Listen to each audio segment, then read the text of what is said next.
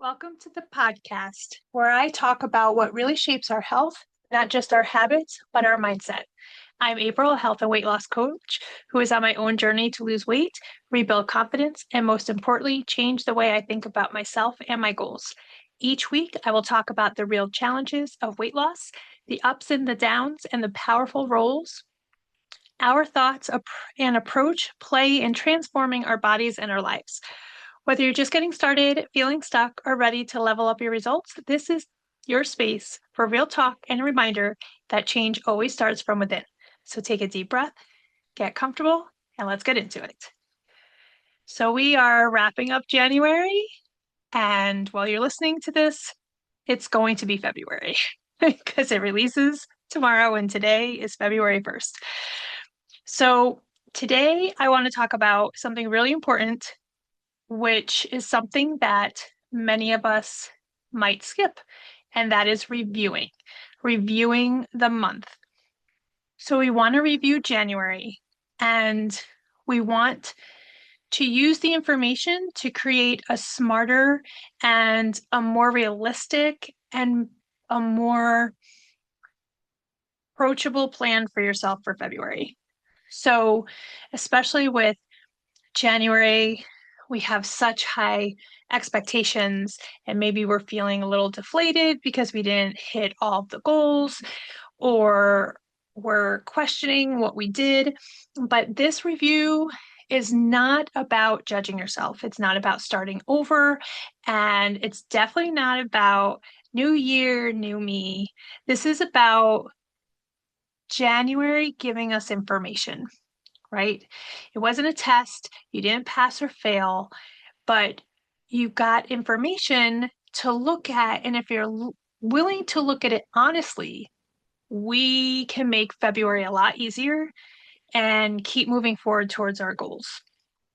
So, if you're able to grab a pen, open your notes app, or just listen and reflect, either way, I hope you find something in here helpful.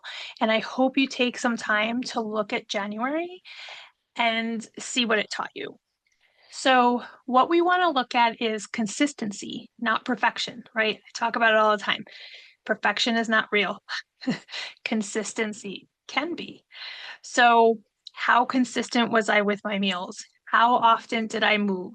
Did I have a routine? Was I just kind of hoping for the best? We're not looking to necessarily say this was good or bad. We're just looking for patterns to tell ourselves, like, this went well, this is clicking, this is where I might need some fine tuning. Were weekdays easier than weekends?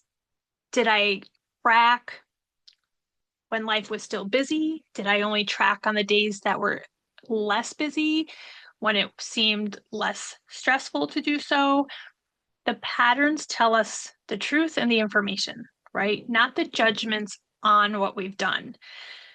So we want to also check in with hunger, energy, mindset. Next, we want to think about, were you feeling hungry all the time? Did you feel energized? Was your body feeling good? Did you have heartburn? Did you feel hydrated? Did you feel rested? These are all things to check in with yourself. And how did you feel when things didn't go perfectly? Was there a lot of judgment? Was there a lot of beat downs? Um, did you look at it as a way to move forward or doubt yourself of your abilities? How did you show up for yourself that way? And if January felt heavy, restrictive, if you were having all or nothing mentality, these are all important pieces of information to have to create February, to be less of that and more of who you want to become without it feeling so heavy and restrictive, right? And it's not, if you have some of these things and they're showing up, it's not flaws and it's not that you didn't do it right. It's looking back and assessing and seeing, okay, this is where I could work on. This is what I could try to make easier for myself. Um, we don't want things to always feel so intense and so time consuming all the time. Everybody's so busy, right? So we want to be able to look at our weight loss journey as a way to incorporate it into our lives, not that we're giving ourselves a whole new job to do on top of the jobs we already have, right? So then, of course, you want to look at results. You do want to see if the scale's moving, if your clothes are fitting better, again, more energy, did you sleep better? Um, all of those kind of things. Did you walk away from eating things that you normally eat? Did you realize that you were snacking when you weren't hungry and you stopped? These are all changes in behavior that we want to recognize, right? So in this review, look at all of these things and think, okay, now that we've looked at January, what are some simple actions we can take into February? And identify 1 to 3 focus areas, right? So for me, I really focused in January making plans and assessing them.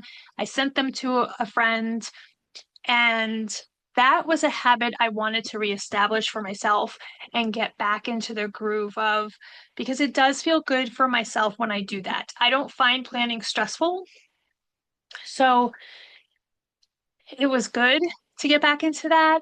My January, in terms of results, so the first couple of weeks I lost weight, and the second couple of weeks I gained weight. And through the other habit that I'm working on forming is journaling more. And through my journaling, I tuned into the fact that my mom's birthday is next month. And I tend to get very emotional around this time because my thought is my mom's birthday is next month, and that's the last time I saw her before she died. And I get very emotional and it's very overwhelming for me. And I tend to turn to food. So, with through journaling, that thought came up. And that made me realize that's an area that I want to work on because the fact is, that is the last time I saw my mom before she passed away. I saw her in February for her birthday, and then COVID hit in March, and it was under the thought process that it was better that I didn't see her in person because I was working in a dental office and she was going through chemotherapy. So with everything that was happening with COVID and they didn't know, they thought I could be a risk to her. And then she passed that May. So it was very quick. And it if I look at it like that's the last time I saw her, and I make it more factual and I don't attach the judgments that might be there for me and what I'm thinking about that, that's where the emotions come up and that's where the emotional eating enters. So I'm working on thinking about how I think about the last time I saw her. So this is a process for me that I'm working through, and that's what you want to look at through January as well. Were there any emotional triggers? So identify 1 to 3 areas to focus on. For me, it's definitely my thoughts and my journaling. Journaling helps me a lot. I don't do it consistently, and that's something I want to work on. So think of those areas that if you do them more, that you would feel good and it would be helpful for you. And ask yourself too, what would make February easier? So for me, journaling makes it easier. I've been working on journaling at least 5 times a week. I just started this a couple weeks ago, so it's very new, but it really helped me through this past week and moving into February. So ask yourself if you felt hungry a lot. And if you felt hungry a lot, then you could work on February focusing more on protein and fiber and a complete plate instead of maybe you're just kind of grabbing foods, and that might not be very satisfying to your energy levels throughout the day. If tracking did feel overwhelming or if planning felt overwhelming, ask yourself what felt overwhelming about it. I know a lot of people will mention to me planning's overwhelming, and sometimes that comes from feeling locked into things that you're writing on your plan, or lack of spontaneity in your plan, or just another thing to do. So if that's the case, ask yourself, how could you make that easier with the planning? So in terms of, if you feel like it's time consuming, I talk about this many times. Set a timer. Make a plan for 2 minutes. Just set that time for 2 minutes. You can write a lot. You're literally just planning the food for the day. And if you only get to plan 2 meals out of that within the 2 minutes, then that's what you do and that's what you work on. And then you try to build up. And in terms of choices and feeling restrictive and what if I want something else, I really think for me anyway, I feel like it's it's a it's a blueprint, right? This is my intention for the day, my breakfast, lunch, dinner, and snacks. And if something else comes up and it seems pretty evenish, um, so say I planned steak, broccoli, beef and broccoli for lunch that I made and I brought it in. And I get to work and I'm like, I really think I want to get a cheeseburger and fries from Five Guys. That would be an alert for me to ask myself why, right? So that to me triggers, that's probably an emotional eat. Something else might be going on because it's a bigger diversion from my plan. Now, if I brought beef and broccoli from home and I thought, you know what, I don't really want that for lunch, but I have some chicken left over from yesterday and that had a sauce on it, like a tikka masala sauce that I really liked, I'm going to eat that instead. That's more of a comparable swap because it's still food I made. It's still things that I know make me feel good. It's not such a far-fetched diversion. So I think flexibility is okay. Also, when I plan for the month of dinners, I have everything planned out for dinners. I did my February plan.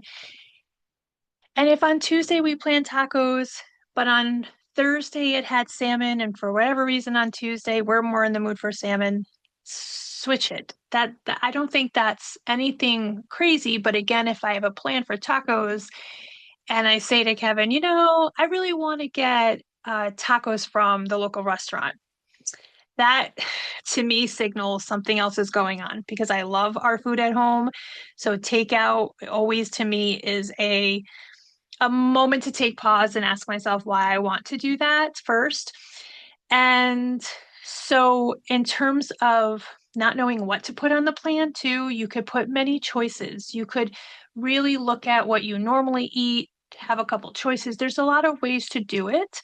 That's another thing. And then ask yourself, how are your workouts? Were they consistent? Were you moving consistently? I know that's something I did not focus on in January, so that's one of my focus areas for February is to incorporate movement throughout my week.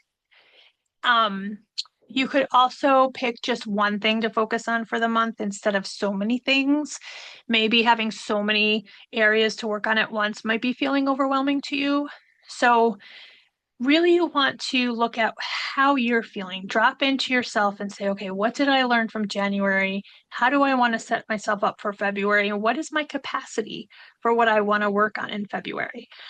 Um, you could start off with, so many of us are always focused on weight goals, which is an important part of the journey. I'm not saying it's not.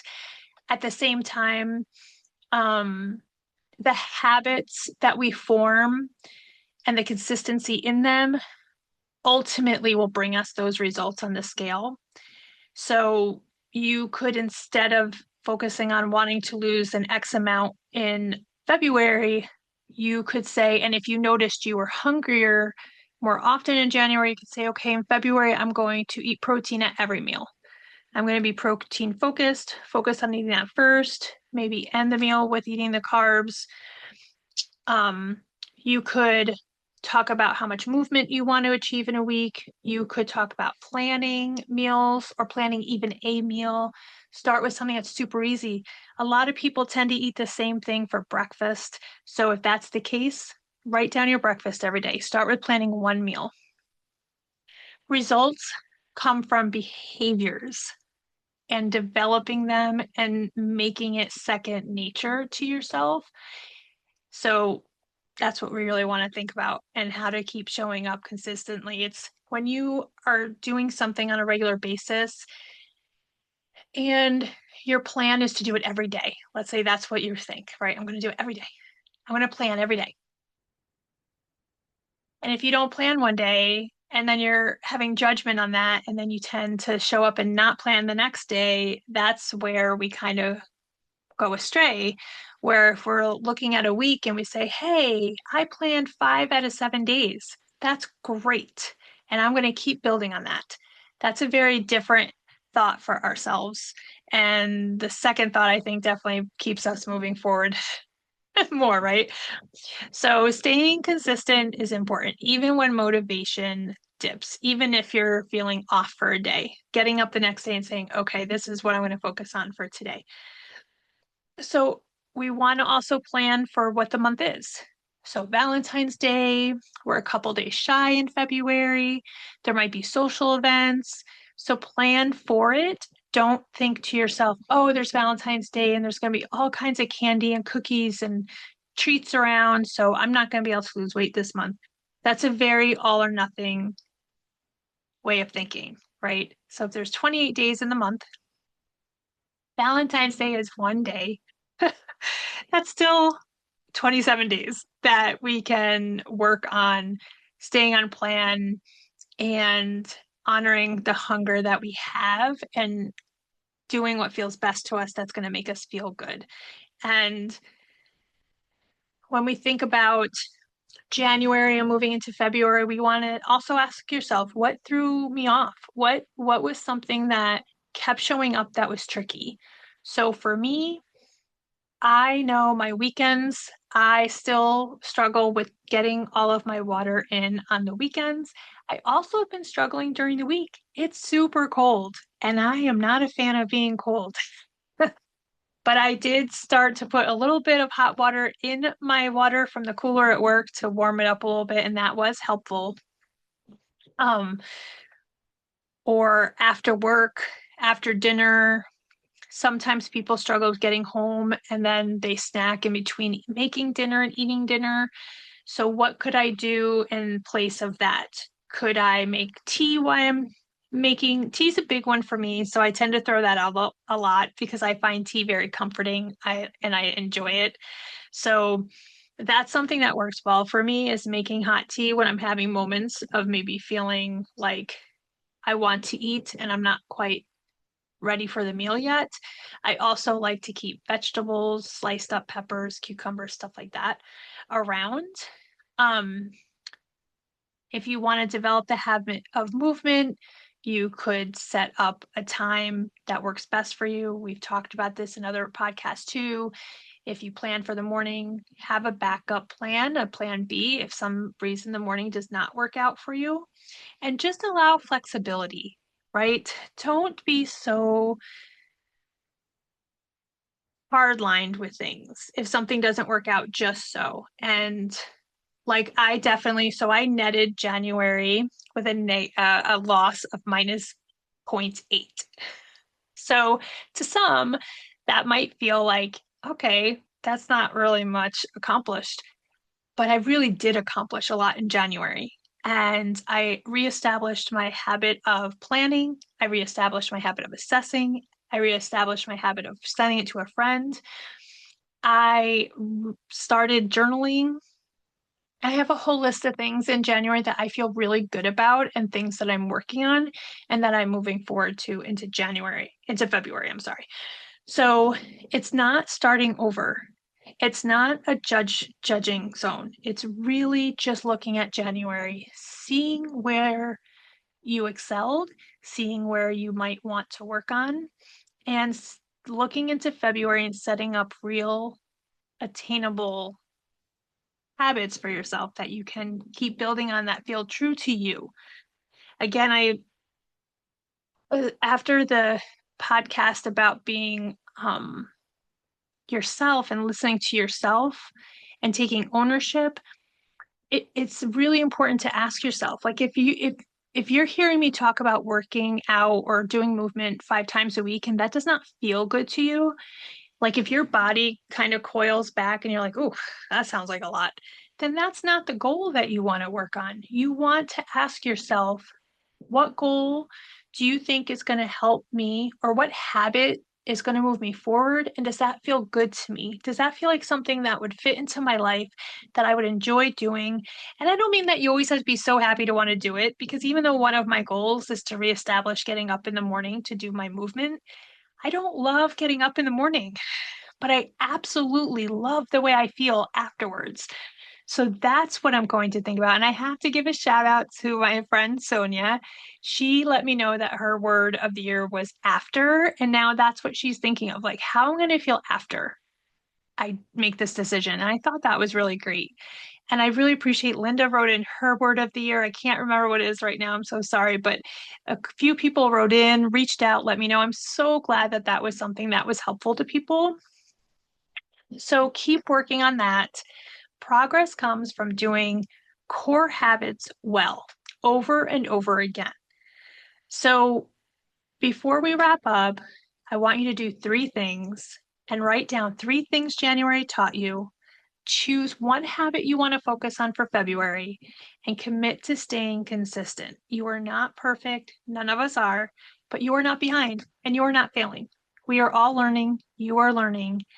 And that is how we achieve real, sustainable, long term weight loss, right? And